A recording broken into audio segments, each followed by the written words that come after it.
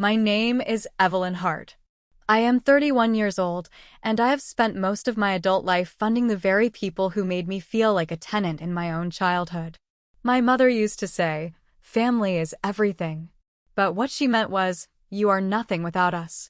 And that lesson was taught in silence, in glances, in dismissals, in the way every photo frame on the mantel held images of my younger brother Aaron at his piano recitals, his science fairs, his summer camps, while mine held dust.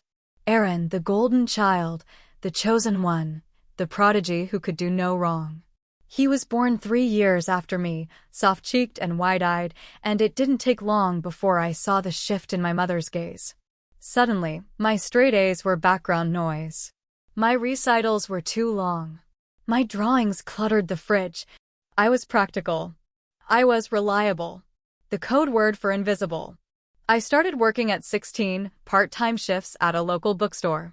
I loved the quiet there, the scent of paper and ink, the way the stories felt like homes I could choose. I saved every dollar. I told myself that if I worked hard enough, earned enough, maybe they'd see me. Not just see me working, but see me.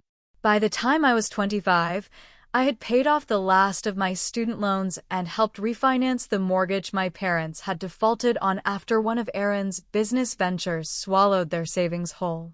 It was a wellness app. He knew nothing about wellness or apps. They thanked me with a text. "Couldn't have done it without you. You're a lifesaver." XO. I never got the mug that said it. Aaron failed upwards. Every misstep of his was spun into a story of resilience. When he dropped out of his second college program, Mom said he was too creative for traditional education. When his girlfriend left him for stealing rent money, Dad said she didn't understand his vision. Meanwhile, I worked 60-hour weeks as a financial analyst, paid their utility bills, covered Aaron's car insurance just for a few months, bought my own groceries when I visited home, lest I become a burden. Then came the letter. It arrived on a Tuesday. A thick white envelope with my father's neat handwriting across the front. I assumed it was one of his dry, long-winded attempts at a birthday card. Inside, a single printed page. No greeting. No warmth. Effective immediately, all financial matters pertaining to the estate will be transferred to Aaron Hart. This includes discretionary spending and trust disbursement. Your involvement is no longer required. Thank you for your past support. No explanation. No conversation. Just exile in Times New Roman. I read it 5 times, then placed it gently on the counter. My hands didn't shake. My lips didn't move. The silence inside me was louder than anything I could say. That night, I didn't cry. I pulled out every receipt, every wire transfer confirmation, every text that said, "Eve, can you cover this just this once?" I wrote a letter back. Just 3 words. Understood. Cut off. Then I made a call. Not to them. To their mortgage lender. To the broker I had connected them with years ago. To the accountant I'd recommended who, it turned out, never got their paperwork. One by one, I unraveled the quiet support beams I had held in place for years. They never saw the scaffolding. They thought the house stood on its own. It didn't. And now it wouldn't. The calls started 3 days later. First from my father, his voice clipped and formal, already defensive. "We received some notices," he said, as if I were still their secretary. I said nothing. "Evelyn, we're trying to understand why the lender is asking for updated statements. Why they claim there's been a freeze on the disbursement account." Still, silence. "I hope this isn't some kind of reaction. We thought you'd want less responsibility." I hung up. He texted once more that night. "This isn't how family handles conflict." I stared at it until the screen dimmed. The thing is, he wasn't wrong. This wasn't how family handled conflict. But it was exactly how they handled me. I had held them up for so long, I forgot what my own legs felt like. All their comforts, air conditioning in July, the ability to refinance their car, had rested on quiet signatures I provided, arrangements I brokered, strings I pulled with the reputation I built. I never wanted credit. But I didn't expect betrayal. By Friday, Aaron had called too. He didn't even pretend to care about subtlety. "What the hell did you do?" he snapped. "The card got declined when I tried to put down the deposit for the new studio space. You said you'd keep the account funded." "I said no such thing," I replied calmly. "And you never asked. You know how this makes me look?" His voice cracked, whether from embarrassment or rage, I wasn't sure. "You're being selfish. We're family." Family. That word again. Like a leash. I used to flinch at being called cold. But something had changed. When you've spent your life burning for others, protecting them from every storm, eventually you run out of fire. I wasn't cold. I was done. That weekend, I did something radical. I bought a one-way ticket to Lisbon. No more sending payments while I heated my meals in a studio with a leaking faucet. No more postponing vacations. No more bending myself backward so they could stretch their legs. Portugal was sun-washed cobblestone streets, ocean breeze, the scent of espresso wafting through terraced alleyways. For the first time in my life, I felt the thrum of my own life beneath my skin. They didn't know where I was. They didn't need to. Back home, the notices piled up. Property tax. Insurance lapse. The mortgage defaulted within weeks. Their lifeboat had holes, ones I'd patched again and again with my bare hands, my name, my sacrifice. But this time, I let it sink. My phone buzzed incessantly in the early hours of Sunday. "Aunt Rena, what's going on with your parents? They said they might lose the house." "Uncle Stephen, your mom says you're behind this? Please tell me it's not true." "Aaron, you win. I hope you're happy." But it wasn't about winning. It was about walking away. I stood on a cliff in Sintra that evening, watching the Atlantic crash against black rock, endless and ancient. For the first time, the silence wasn't empty, it was mine. Before the fall, our family home had always carried the scent of lemon polish and the quiet hum of a life too carefully curated. White curtains, pristine carpets, family portraits arranged in exact symmetry along the staircase wall, most of them featuring Aaron, of course. I hadn't been back in years, but I knew the rhythm of that house like a second heartbeat. What they didn't know was that long before I severed ties, I began disentangling myself from their web. Over time, I'd created buffers, slow withdrawals of my name from legal documents, shifts in account holders, slow but deliberate erasures of my financial fingerprints from every place they depended on. And I did it silently, kindly, methodically. Because at my core, I didn't want revenge. I wanted release. When Aaron sent another message, his fourth in 2 days, I finally opened it. "You've embarrassed us. Mom's crying every night. Dad won't talk to anyone. This is overkill." The irony hit like ice. They had erased me in plain sight for decades. I paid for Christmas while they toasted to Aaron's future. I bought groceries they later complained weren't organic. I fixed problems before they even knew they had them. But I had become embarrassing the moment I stopped funding the illusion. The final straw came 2 weeks later. A notice arrived at my work address, something I hadn't seen in over a year. It was a formal request from my parents' lawyer, citing my failure to uphold familial fiduciary responsibilities. They were suing me for emotional damages and breach of implied financial duty. I laughed for the first time in weeks. Really laughed. Deep, echoing, absurd laughter. In some twisted way, it was perfect. The final, glittering nail in a coffin I'd stopped building years ago. So I filed a countersuit. I didn't expect to win. That wasn't the point. The point was to make them sit in a courtroom and say out loud that they had built their financial survival on the back of a daughter they routinely belittled and ignored. To say it where it echoed, where it was recorded. That hearing was 6 months away.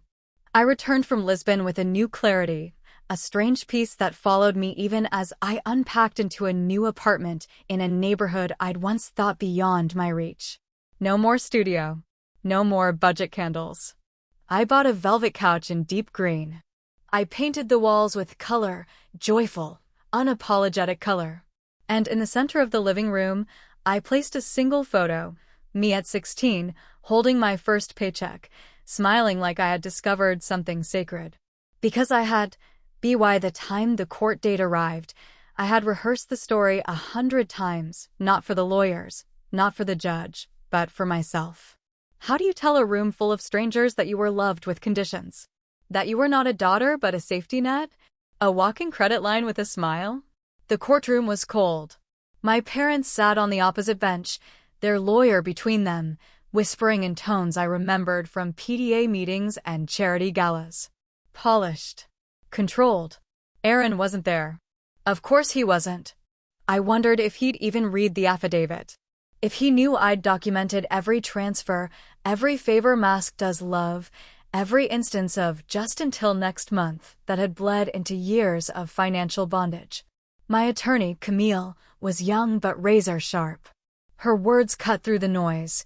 We are here today not because Ms. Hart failed her family, but because she finally refused to fund a fiction, one in which her value existed only in what she could provide.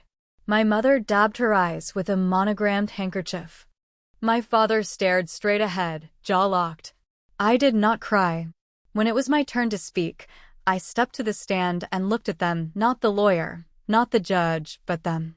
I was raised to believe that family means loyalty, I began, voice steady. But somewhere along the way, that definition got twisted. Loyalty became silence. Sacrifice. Funding lifestyles I couldn't afford to live myself. I reached into the folder and held up a printout. $183,621.67. That was the total. Every wire transfer. Every loan forgiven. Every bill paid in full. Every overdraft covered. I gave without expectation. But when I asked for space, I was punished. When I asked for recognition, I was erased. And when I asked for fairness, I was told I had betrayed them. The courtroom was silent. No gavel needed. That night, the case went viral. A courtroom blogger had attended on a whim, and her post, "The daughter who sued for peace," racked up 200,000 shares by morning. Messages poured in from strangers. Women, mostly. Some daughters. Some wives. Some mothers. All echoing the same cry. I thought I was the only one. That was when I knew. This wasn't just about me.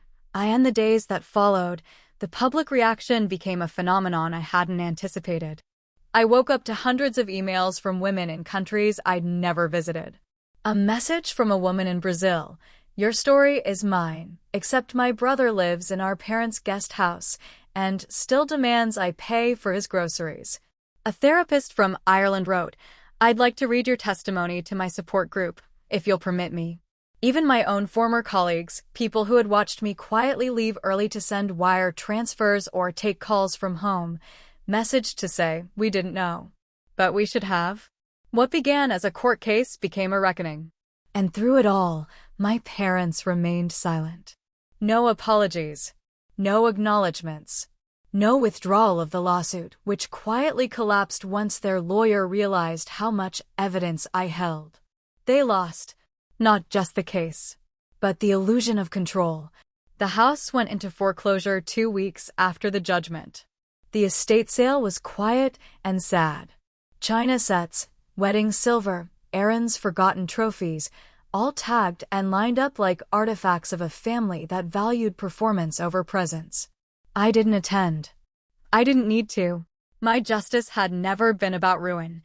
It had always been about truth. Letting the silence end.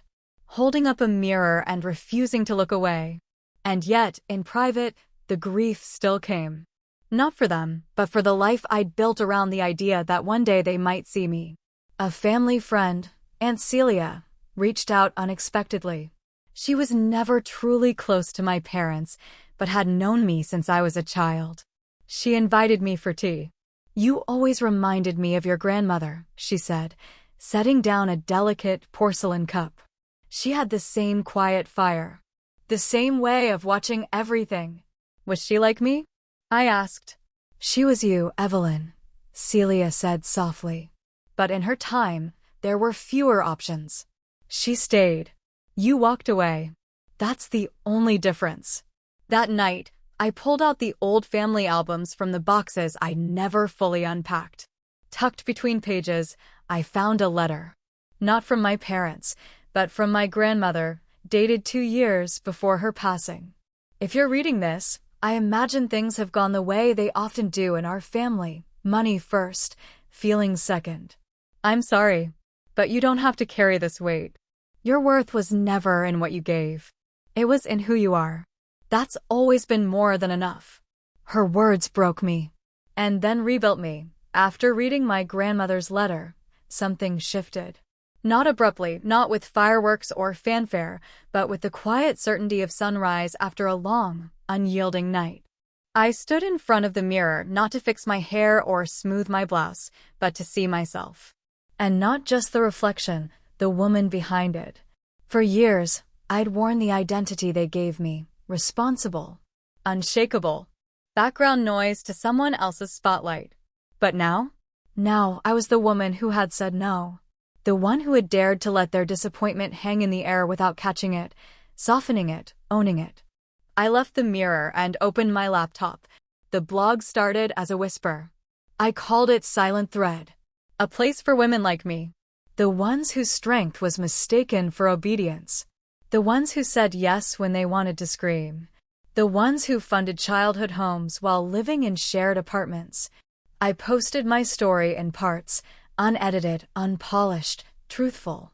Within a week, it had 10,000 readers. 2 weeks later, an editor from a major magazine reached out. "Your voice is what our readers need right now," she wrote. "Have you ever considered turning your story into a book?" I hadn't, but I considered it now. It wasn't revenge that fed me. It was recognition. And not from my parents, not even from strangers, but from myself. For the first time, I wasn't building something to impress anyone. I was building something to exist. To give shape to the woman who had lived too long beneath the weight of someone else's expectations. And oh, how freeing it was to write without flinching. To name what had once only been felt. Financial gaslighting. Emotional embezzlement. Love tied up in ledgers. My inbox became a lifeline. Stories poured in, some harrowing, some eerily similar, some triumphant. Women like me. Sons too, quietly crushed under the weight of a golden sibling. Cousins, partners, stepchildren. All with variations of the same song. I never thought anyone else knew what this felt like. That was the moment I knew my story was not an ending. It was a door. And I was no longer standing on the outside. It was a Sunday in late October when they came. I'd spent the morning proofreading an essay submission for a women's empowerment anthology, something I never would have imagined myself doing a year ago. The sun spilled through my kitchen window like honey, warming the room and my mood. Then, a knock. Not a buzz from the intercom. A knock, which meant they had been let in by someone else in the building. I opened the door halfway, and there they were. My mother in a beige trench coat that looked 3 seasons out of date, but carefully pressed. My father holding his leather portfolio, not out of habit, but as a prop. Something to cling to.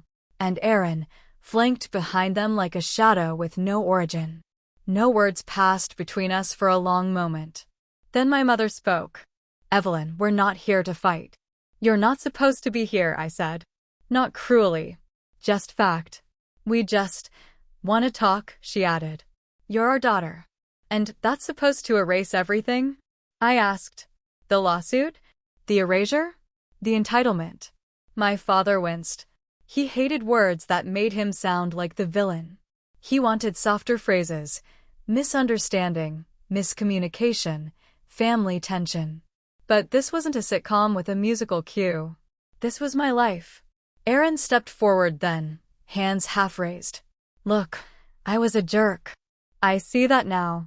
I was spoiled. But we're family. We can fix this."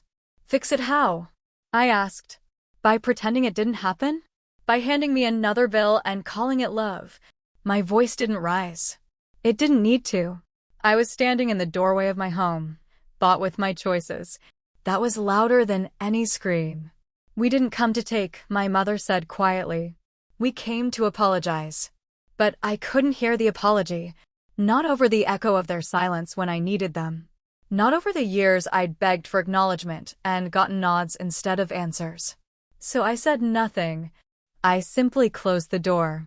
Gently. Not in anger, but in choice. Inside, I didn't collapse. I didn't cry. I poured myself a cup of tea, lavender and mint, sat on the green velvet couch, and let the moment pass through me like wind through open windows. That's the thing they never understood. I didn't shut them out. They just never knocked until the locks had changed. In the weeks that followed their unexpected visit, I heard nothing. No texts, no calls, just silence. But for once, that silence wasn't suffocating. It was space. It was breath. It was mine. I started using my Sundays for something I called self-respect rituals, small, deliberate acts that reminded me I was not here to rescue anyone but myself. Some weeks, I'd walk the full length of the harbor trail, watching the city shift from steel and glass to water and sky. Other weeks, I'd take myself to brunch with a book. No company, no need for conversation. Just a woman reclaiming peace in a world that had taught her to earn it by bleeding. One Sunday, I took a pottery class. There was something deeply healing about shaping clay, something raw and tactile about turning mess into meaning with nothing but your hands and your will. I watched a cracked vase collapse under too much pressure, and I thought, this was me once. Too much pressure. Too little breath. A structure doomed to fall under the weight of unspoken expectations. The instructor noticed my intensity. First time. I nodded. Good, she said. Beginners don't fear the mess. That's where all the real art comes from. That night, I wrote about it on the blog. How women like me weren't broken, we were just pressured beyond our limit. We weren't selfish for saying no. We were survivors for lasting this long before we did. The post reached 500,000 readers in 3 days. A small publisher reached out, asking if I would consider expanding my story into a memoir, a guide, perhaps, for women navigating toxic family dynamics and financial abuse. It wasn't the kind of success I had ever envisioned. Not polished. Not glamorous. But it was mine. Every chapter one drafted felt like carving a path through wilderness with a compass I had built myself. And through it all, not once did I consider letting them back in. I didn't unfreeze the accounts. I didn't reverse the decisions. Not because I wanted them to suffer, but because I no longer needed to bleed for someone else's comfort. Late one evening, I found myself standing in front of an old box I hadn't touched since the move. Labeled in my mother's handwriting, Evelyn, childhood.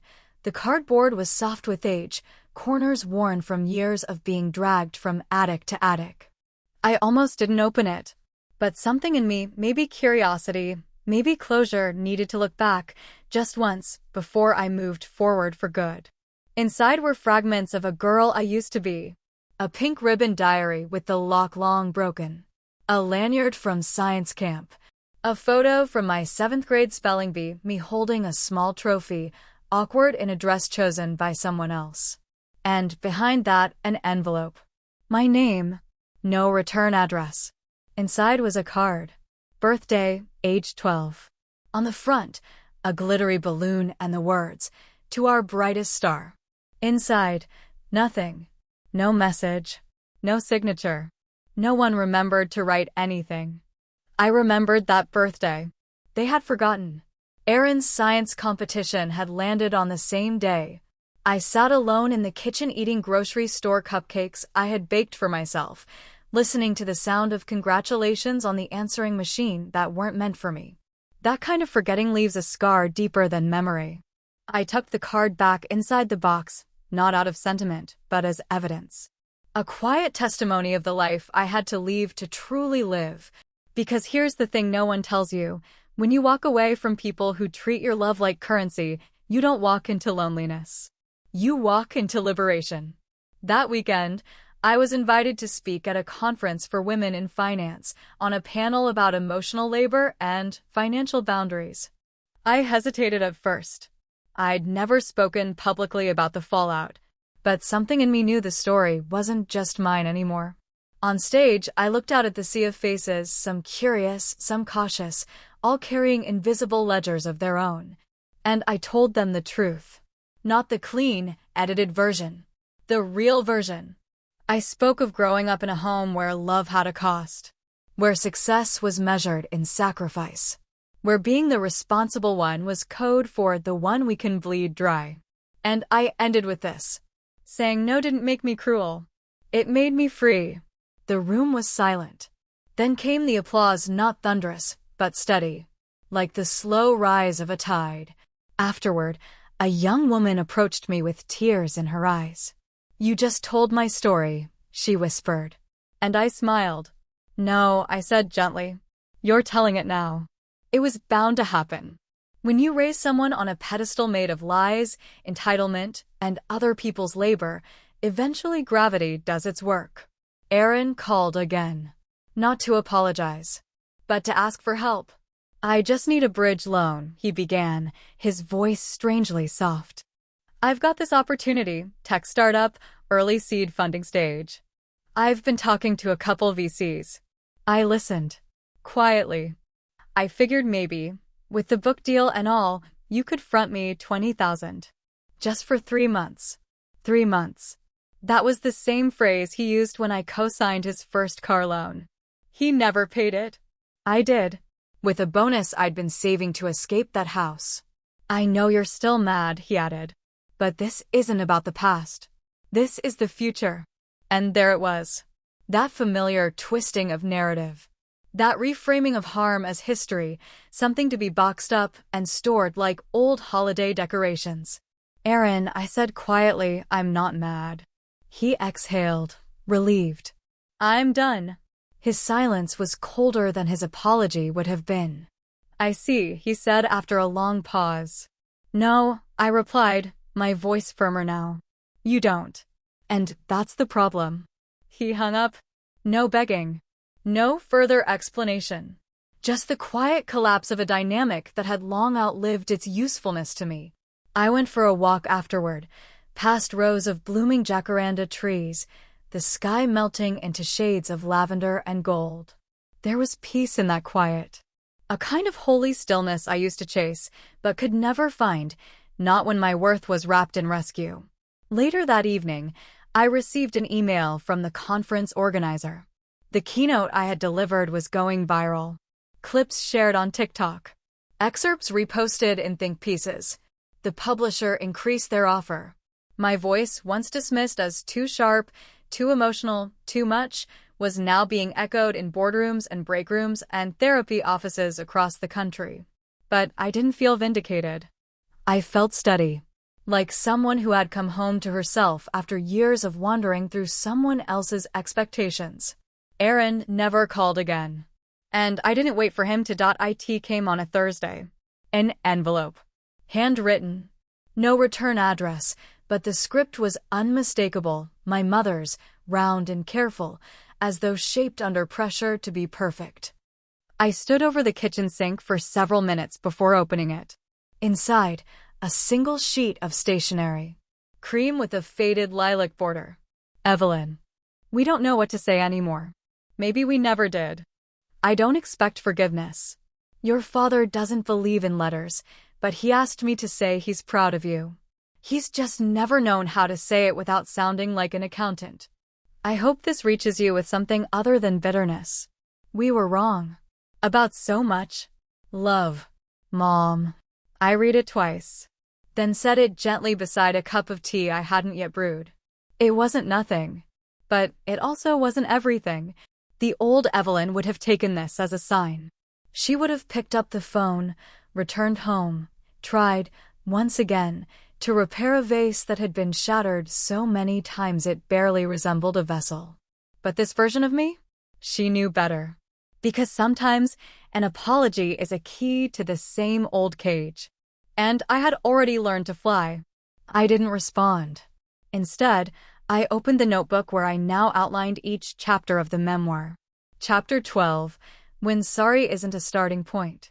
And then I did something simple, sacred. I went to the flower shop on the corner. Bought a bouquet just for myself, no reason, no occasion. Just pink peonies and white eucalyptus bundled in craft paper. The florist smiled. Celebrating something? Yes, I said. Me. Back home, I placed them in the ceramic vase I'd made at that first pottery class. The one I thought I ruined. The one with cracks that held their own kind of grace. Later that night, I lit a candle and turned off all the lights. The soft glow filled the room with a quiet I now recognized not as emptiness, but peace. The kind that doesn't need forgiveness to bloom. After the letter, after the silence that followed, something strange happened. I realized I didn't miss them. Not really. Not their voices. Not the strained holidays. Not the tight smiles or empty words. I missed the idea of them. The version of parents I had imagined as a child, the ones who would come to my recitals and remember my birthday without prompting. The ones who would have said, "You don't have to fix everything. Just be." But the real versions? The ones who watched me disappear into the background for decades while Aaron was elevated like a sacred artifact? No, I didn't miss that. The old Evelyn would have mistaken absence for loneliness. But absence, I've learned, is often just clarity in disguise. In the quiet that followed, I did what I used to fear most. I made my number unlisted. I blocked every remaining account that tethered me to them, shared logins, joint contacts, the emergency backdoor favors they never hesitated to use. I revoked the last digital permissions, the shared Dropbox where I once kept family documents, the old cloud account that still backed up their devices. Gone. I had finally severed the invisible threads that let them tug at my life whenever it suited them. And in their place? I found rhythm. I began every morning with black coffee and 3 handwritten pages, free writing, no edits. Just truth. I walked to the bookstore each Saturday. No earbuds. Just me and the sound of my own breath keeping pace with my steps. And I said yes to things I used to decline out of habit: gallery openings, poetry nights, impromptu road trips with new friends who didn't need me to fix their lives to love mine. It was then that I realized healing isn't about going back and making them understand. It's about no longer needing to be understood by them. I stopped waiting for closure. I wrote my own. And when a producer from a major podcast reached out, asking to feature my story on their next season, I didn't hesitate. Yes, I said, because this wasn't about reopening wounds. It was about showing others how to walk away from open ones that would never close. The podcast aired in November, just as the trees outside turned gold and copper and the city felt stitched in firelight. They called the episode "Financial Ghosts: When Family Lives on Your Dime." I listened to it once, not to hear myself, but to witness the transformation. To hear how a voice that once shook behind apology now carried its own weight. Calm. Measured. Sure, in the days that followed, my inbox flooded again. But this time, it wasn't just thank you notes from strangers or shared stories of survival. It was opportunities. An invitation to speak at a summit on economic independence for women. A request to contribute to a book series on financial trauma. A university panel on sibling favoritism and emotional labor. Each time I asked myself, does this feel like a burden or a bridge? And every time, the answer was a quiet, resounding bridge. I was building something. Not just a career, but a life on my terms. One where I no longer apologized for boundaries. Where I didn't explain the absence of certain people from my holiday table. Where I wore joy like armor, not proof. Then came an unexpected message. It was from a woman named Claire. Mid-30s. A small business owner. She'd heard the podcast and recognized more than just the pattern. She recognized me. "I think we lived the same life," she wrote. "Only you had the courage to say it aloud. We met for coffee. Then again for dinner. Then again just because. No performance. No emotional acrobatics. Just ease."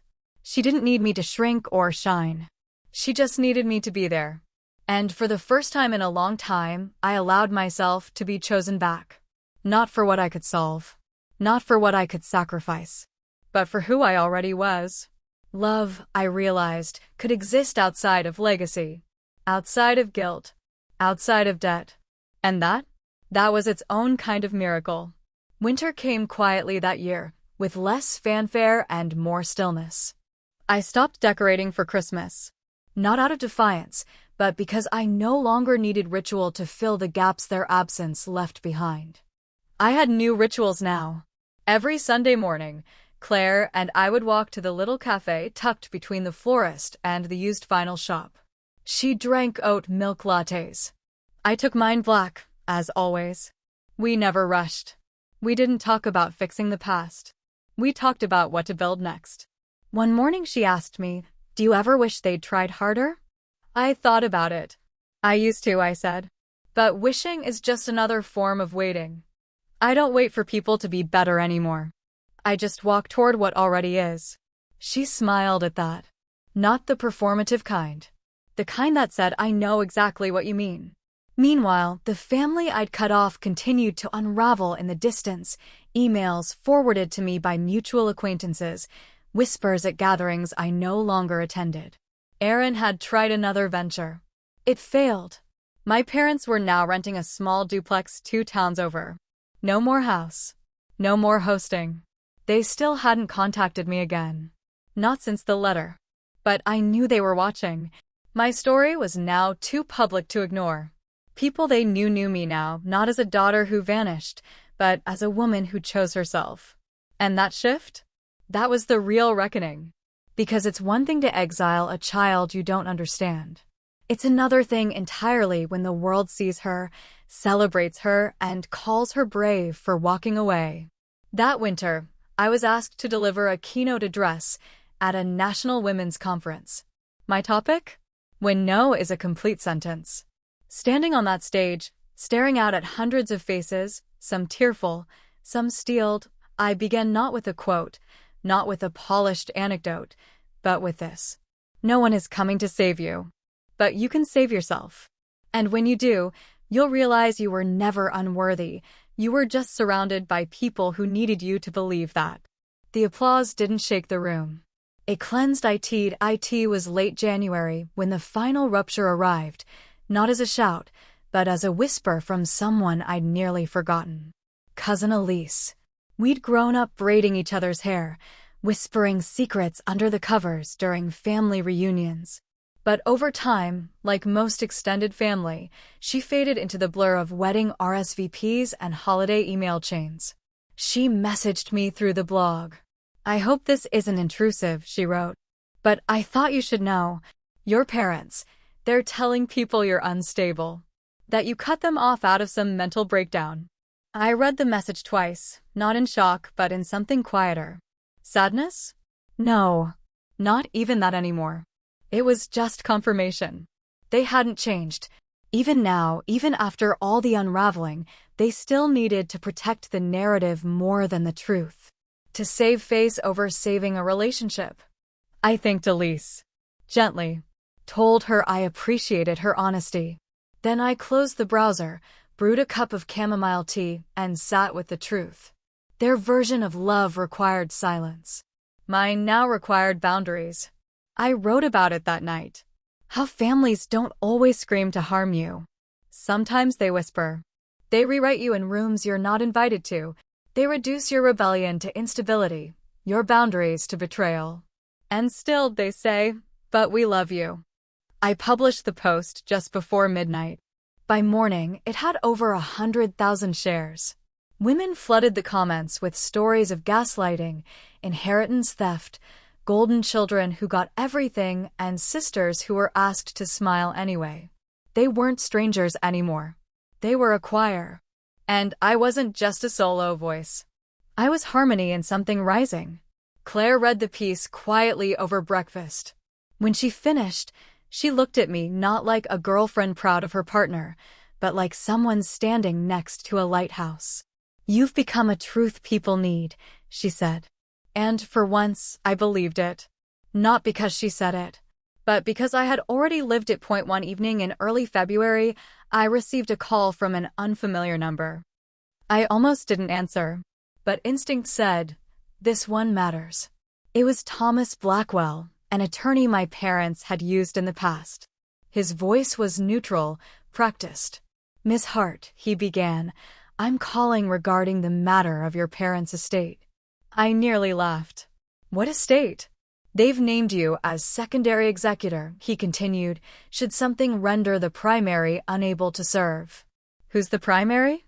I asked, already knowing the answer. Aaron. Of course.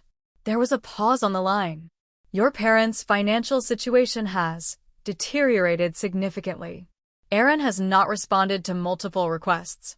Legally, we must inform you. He didn't ask for help. Not directly. But the implication was there, embedded in every pause, every carefully chosen word. I let the silence stretch. Then, calmly, I said, please consider this my formal refusal of any responsibility or involvement.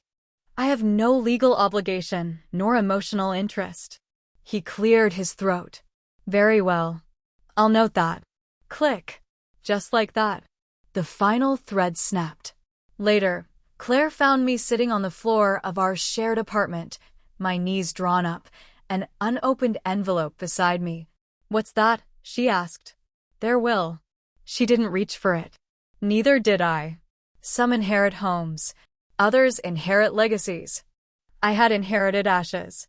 But that night, I burned no bridges. I simply declined to walk them again. Instead, I poured us wine.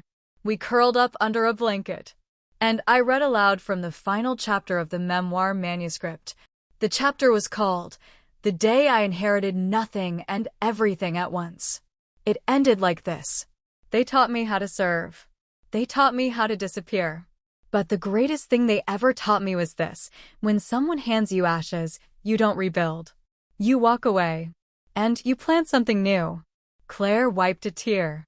Not for the pain, but for what had bloomed in its wake. Spring arrived like an apology from the world itself, quiet warmth unfolding where cold had once lived, green returning to the corners of the city as if nothing had ever gone gray.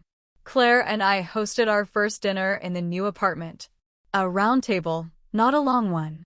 No heads, no hierarchy, just friends. Chosen family. Amber brought wine. Luis made empanadas. Sophia arrived late with flowers and stories. No one asked me to mediate, to soothe, to translate tension into peace. No one asked me to be less. After the dishes were cleared, we sat cross-legged on the rug, passing around old questions from a card deck meant to spark meaningful conversations. A gimmick, maybe, but it worked. What's a lie you believed for too long? Someone read aloud. Without thinking, I said that being needed was the same as being loved. The room went still, and then nodding. Soft murmurs. No pity, just knowing. Later, Claire squeezed my hand under the table. They're not coming back, are they? She asked gently. No, I said. And you're okay with that? I looked around the room. At the laughter, the ease, the lack of performance. I'm better than okay, I said. I'm finally home. That night, after everyone left, I stood at the window looking out at the city. Lights twinkled like constellations trying to remember themselves. I had nothing left to prove. Not to them. Not to anyone. And in that absence, something softer bloomed. Not forgiveness. Not even closure. But grace. The kind you give yourself when you stop needing your pain to be validated and start letting your peace be enough. On a rainy Tuesday, I found myself sitting at the little writing desk Claire had gifted me when the book deal came through. It was pale oak, hand-sanded, with a single drawer that stuck ever so slightly when opened. Inside were things I didn't use often, postcards from Paris, a wax seal kit, the good pens. That afternoon, without planning, I pulled out a sheet of paper and wrote, Dear Mom, I know now that love wasn't missing. It was just conditional. I was too quiet for your praise, too dependable to earn your worry. You called me strong like it was a compliment, but used it as permission to lean harder. I was never your favorite. I was your foundation.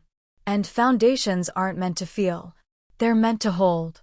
I held so long that I forgot what it meant to be carried. I hope one day you understand what that costs. But even if you don't, I forgive you. Not for you. For me. Because I no longer need your understanding to be whole. I just need to walk forward. And I am. I signed it, then folded it, placed it back in the drawer. No envelope. No stamp. I never sent it. And I never needed to. Some letters aren't meant for mailboxes. They're meant for mirrors. I closed the drawer with care and stood, a little lighter. Outside, the rain had stopped. The air smelled of earth and promise. Claire found me by the window a few minutes later, arms wrapping gently around my waist. "What are you thinking about?" she asked. I leaned into her. "Nothing, that still hurts." The bookstore where I held my first reading was small and sunlit, tucked between a bakery and an antique shop with a crooked bell over the door. They'd set up 30 chairs. Everyone was filled. As I read from Chapter 8, Debt is Not Devotion, I caught sight of a face near the back. Aaron. He didn't speak. He didn't shift. Just sat there, hands folded, eyes unreadable. I didn't pause. I read every word. When the applause ended, when the line for signed copies snaked through the aisles, he was gone. But he left something behind. A business card. No note. Just his name and a phone number. I stared at it all the way home. Claire said nothing. Just set down a cup of tea beside me and kissed the top of my head. That night, I dreamed of a childhood that never quite happened. One where Aaron and I played as equals. One where my mother said, "I'm sorry," and my father said, "You matter." The next morning, I dropped the card into the recycling bin. Not with anger. With finality. Because sometimes, the most radical act of healing is to stop waiting for someone to become who they never were. Aaron was no longer a villain in my story. He was just a stranger who once lived in the same house. And that, I realized, was freedom. That spring, I drove past the old house for the first time in years. Not intentionally. Just one of those twists of route that brings the past to your windshield without asking permission. The shutters were gone. The fence sagged. The rose bushes my mother once bragged about had long withered, replaced by a patch of gravel and some tired potted plants. It wasn't even theirs anymore. A young couple lived there now. A little girl played in the front yard with sidewalk chalk, her laughter echoing in a way mine never had in that space. I didn't stop. Just slowed. Enough to let the moment settle. And as I pulled away, a strange feeling filled me, not grief, not loss. Relief. That house had never truly been mine. It had been a gallery of expectations, a museum of sacrifice. I had lived in its corners, paid for its foundations, but it had never once offered me a room of my own. Now, someone else could make it a home. And I was already building mine elsewhere. That evening, Claire and I painted our living room a warm, honeyed cream. We opened all the windows. Music played low and sweet. At one point, she paused and looked at me, roller in hand, paint on her cheek. "Do you ever wish you could go back?" she asked. I thought of the silence, the ledger of sacrifices, the way love had always felt like a transaction. "No," I said. "I only wish I'd left sooner." She smiled, eyes soft with knowing. And in that moment, I realized something. Some homes don't raise you. They just hold the version of you that everyone else needed you to be. The real raising? That happens later. In the apartments you choose. In the silence you protect. In the people who never ask you to shrink. That summer, Claire proposed. Not with a ring, not even with words, but with a gesture. She took me to a quiet lake just outside the city. Packed a basket. Wore the same linen dress she'd worn on our first real weekend away. We sat on a blanket watching dragonflies skim the surface of the water. Then she pulled out a small box. Inside, a compass. "I don't want to be your home," she said softly. "You already built that. But I'd love to be your co-pilot." I cried. Not because I was overwhelmed, but because for the first time in my life, love didn't ask me to give more than I had. It didn't wait until I was bleeding to call me brave. It simply met me where I stood and asked to walk beside me. We didn't have a wedding. We had a vow. Just the two of us, under a tree, reciting truths no one else needed to hear. And when friends asked why there wasn't a big celebration, I told them the truth. I already spent too much of my life performing love. This one, I get to live quietly. A few months later, I received an invitation. My parents' 40th anniversary party. A distant cousin had mailed it. Handwritten note attached. I thought you might want to know. They said you're welcome if you're willing to be civil. Civil. The word hit like ash in the mouth. I folded the invitation and placed it in the fire pit on our balcony. Watched it burn. No rage. No sadness. Just the quiet power of no. Because sometimes, healing isn't a crescendo. It's a refusal. To go back. To be the version of yourself they recognize. To show up simply because they expect it. The fire cracked. The paper curled. And I turned back to the woman I chose, in the home I built, with a compass now pointing somewhere only we understood. The book was out. Published. Reviewed. Shelved in libraries and bookstores, nestled between titles I had once clutched for survival. It wasn't just my story anymore. It was a thread in a greater tapestry of women who had said enough and meant it. With publication came visibility. With visibility came invitations. Panels. Podcasts. One request stood out. A major women's summit. Topic: reimagining family. I hesitated. Not because I wasn't ready to speak, but because I knew who else would be in attendance. One of the listed speakers was a distant aunt, my mother's sister. A woman who had watched everything unfold from the sidelines and never once intervened. Not when I was silenced. Not when I was sued. Still, I went. Not for them. For the audience. For the girl in the back row, holding the pieces of herself together with duct tape and doubt. I took the stage with steady hands. Spoke clearly. And afterward, when the line of questions had dwindled and I was packing up my things, the aunt approached. You know, she said, eyes kind but nervous, your mother never stopped talking about you. Even after everything. I looked at her, not with anger, but with a clarity that doesn't require confrontation. She talked about me, I said. But she never talked to me. That's not love. That's image management. She said nothing, just nodded. Maybe understanding. Maybe shame. Maybe nothing at all. I didn't wait to find out. I walked out into the autumn air, past rows of golden leaves and women who were slowly, beautifully, unlearning the same lies I had once believed. And in that moment, I felt a quiet pride, not the loud, performative kind. The kind that settles in your bones and says, you made it. And you did it without their map. Thanksgiving arrived with little ceremony. Claire and I hosted again, just 6 of us. No forced traditions, no carved expectations. We made butternut squash soup, rosemary bread, a pie from a neighbor's recipe card that barely held together. It was perfect. That morning, as I set the table, I remembered the old holidays. How I used to stand in the kitchen with my sleeves rolled up while my mother barked orders and Aaron wandered in at the last minute, always the guest of honor, never the helper. They'd ask me to stay longer, eat less, smile more.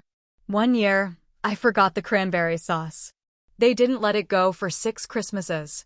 Now, standing in the glow of our apartment, jazz humming through the air, Claire adjusting her hair in the reflection of the oven door, I felt it. The absence of ghosts. Not just my parents, but the past versions of myself that once ached to be chosen, to be included, to be seen. I no longer needed a seat at their table. I had built my own. During dinner, Sophia raised a toast to found families and to the people who stopped showing up where they're not fed. Laughter. Clinking glasses. No tears. Just truth. Later that night, as we cleared the dishes and wrapped leftovers, I opened my inbox out of habit. One unread message. No sender name. No subject. Just a single line of text. I saw your book in a store. You really told them. No signature, but I knew it was Aaron. I stared at it for a long moment, then deleted it. Because I hadn't told them. I'd told me. I'd spoken the truth I needed to hear. And in doing so, I'd fed generations of women who were still starving for permission to walk away, That winter, I did something I never imagined I'd have the strength or peace to do. I went through the old storage boxes for the last time. The ones I'd kept just in case. For memory. For closure. For some imagined reconciliation that would require artifacts to prove my version of the past. Inside were fragments of a life I had already left behind. A school report card signed in red ink by a father who never attended a single parent-teacher meeting. A voicemail recording saved from my 25th birthday, where my mother asked me to transfer money before wishing me well. Receipts. Photos. Lists of expenses I'd itemized and forgiven. I sat on the floor, surrounded by these relics, and realized something sacred. This was no longer my burden. It was a story I had survived. And like all stories, it could be closed. I created a small fire in the fireplace. Fed it slowly. One letter. One receipt. One ghost at a time. Claire came in halfway through, eyes wide. "Are you sure?" she asked. I nodded. "They're not mine anymore." We watched in silence as the paper curled, blackened, and rose into smoke. Some things aren't healed by confrontation. Some are healed by release. Afterward, we wrapped ourselves in a blanket and watched the snow begin to fall. Quiet. Forgiving. The past no longer clung to me like wet fabric. It dissolved like ash in wind. I didn't need it to prove what I had been through. My life now was proof enough. That night, I began a new journal. The first page said simply, "I was never meant to carry all of that. And I don't have to carry it anymore." The new year arrived quietly, like a hand gently placed on your back, nudging you forward without demand. Claire and I didn't make resolutions. We made intentions. Mine was simple. Live without debt, not just financial, but emotional. So much of my past had been wrapped in exchange. Affection bought with compliance. Peace purchased with silence. Love rationed out based on how much I could carry for others. But not now. Now, I woke up each day with nothing owed and no balance to settle. Claire made pancakes that first morning of the year. We danced in the kitchen to old Motown, socks sliding across the hardwood, joy bubbling up without ceremony. No one needed anything from me that day. And still I was loved. Truly, deeply, without ledger. That was the miracle. Later, I received an email from my editor. The memoir had just gone into a third printing. A foundation wanted to use excerpts for a campaign on familial financial abuse. A counselor's network requested bulk orders for group therapy programs. The story that once felt like my shame had become a tool, a torch passed from one survivor to another. I walked into the living room, where Claire sat reading, legs tucked under her, hair in a loose knot. "They want to use the book," I said softly. She looked up. "Of course they do." I smiled, then sat beside her. Because in a world that had once made me prove my worth through exhaustion, here I was. Sitting still. And still worthy.